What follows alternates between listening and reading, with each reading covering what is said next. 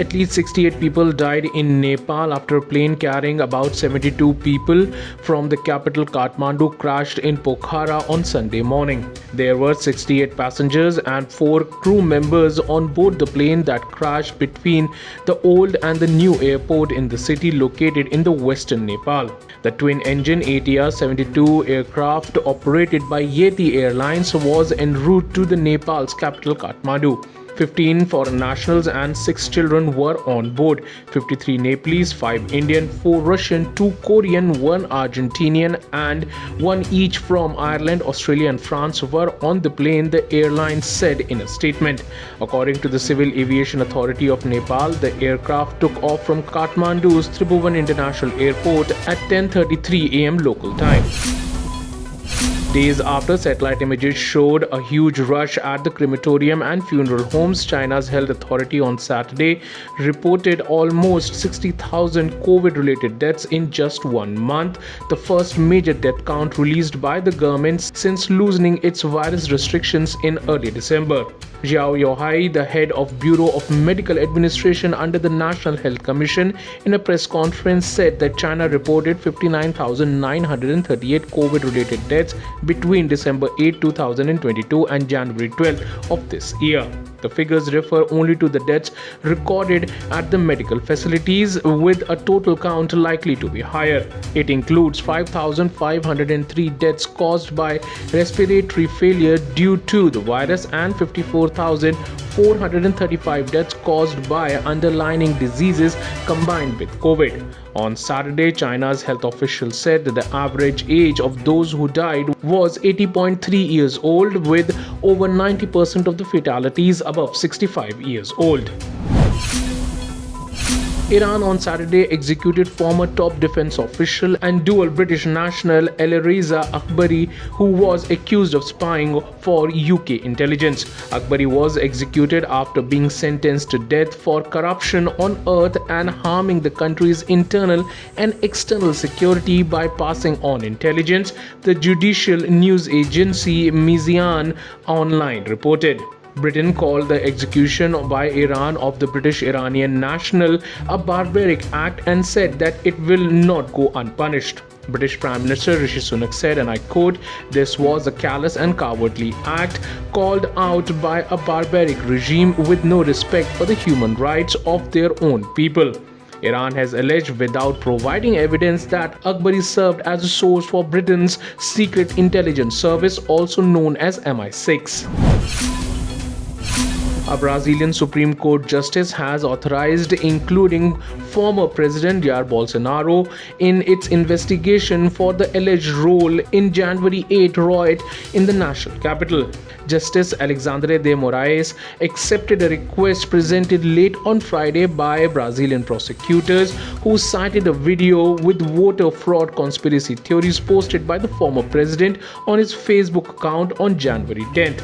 On January 8, riots broke out in Brazil as thousands of Bolsonaro's supporters vandalized the Supreme Court, Congress and Presidential Palace. Many of the protesters said that they wanted the Brazilian army to restore the far-right leader Bolsonaro to power and outstir the newly elected leftist president Lula da Silva. Hundreds of people working for Wall Street banking major Goldman Sachs were fired this week as the company began laying off as many as 3,200 people across the globe. The layoffs, done predominantly to cut costs in the face of economic headwinds such as high inflation, have affected a number of senior employees too, including those at vice presidential level. According to the people who were laid off, they said that those present in the office were called for a quick meeting and informed that they were fired.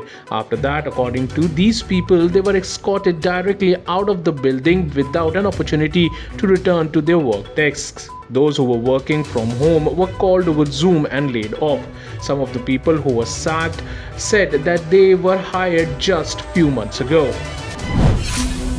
The World Health Organization has warned against prescribing two Indian-made cough syrups for children after they were linked with the death of 19 children in Uzbekistan last month. WHO has said that the substandard medical product, both made by Noida-based Marion Biotech, are a product that failed to meet quality standards or specifications and are therefore out of specification. In a medical product alert issued on Wednesday, the substandard medical products were identified as Ambronol and Doc-1 Max. Meanwhile, WHO has said that the manufacturer of both is Marion Biotech, and to date the manufacturer has not provided guarantee to the WHO on the safety and the quality of these products.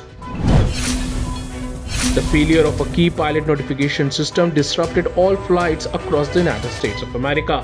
The unprecedented disruption has been led due to a glitch with the FAA computer system. Meanwhile, the FAA in a statement said that the notification to air mission or NOTAM system failed. The NOTAM helps communicate vital information to the pilots and other involved in flight operation.